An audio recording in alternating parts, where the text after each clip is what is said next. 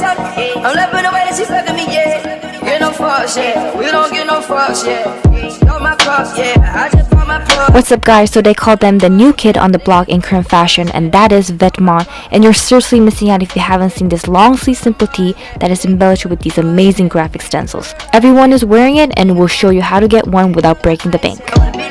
But first, we quickly want to introduce a Korean brand called VLADES, and anyone who is a fan of Vetements must check them out. Their name is derived from the combination of word blades and Vlad Dracula, and we just thought that is seriously sick and awesome. During Seoul Fashion Week, we had the privilege to sneak peek their collections before the runway started, so stay tuned for that on our next DTV. They play with achromatic colors and is simple, but there are always that little details that catch our attention, such as a Velcro strap that helps to prevent the sleeves from sliding down. When we first saw this top, it reminded us of the Korean traditional costume called hanbok. It's great to witness Korean designers who are willing to embed Korean traditional fashion characteristic in today's mainstream fashion.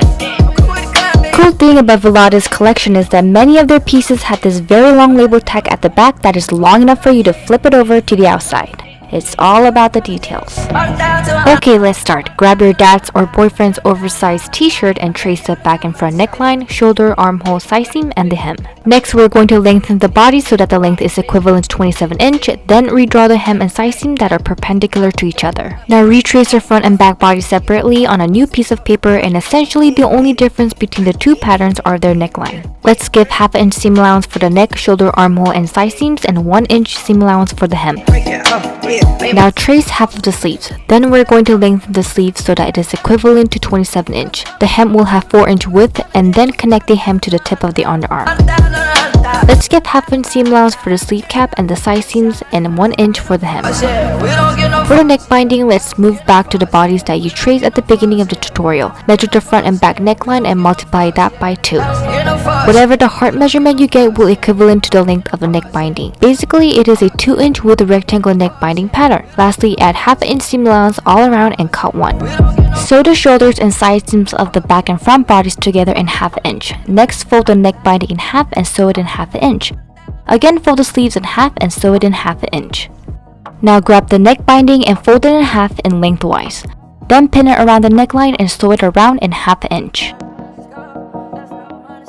To finish the hem, clean finish the raw edges with either a serging machine or a zigzag stitch, and then fold it in 1 inch and sew it in place.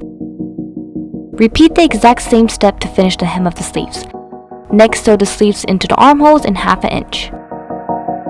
Now the tedious and time-consuming part. Draw the letters on a piece of contact paper and make sure you drew the letters in a mirror reflection.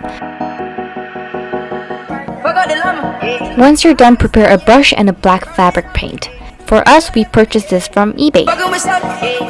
Now gently peel off the letters from the contact paper and make sure you don't stretch the sleeves when attaching it on the sleeves.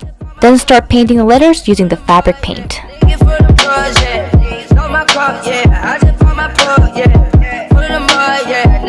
Wipe off the excess, and once it's halfway dry, peel the letters off from the sleeves. Ta-da! We are done!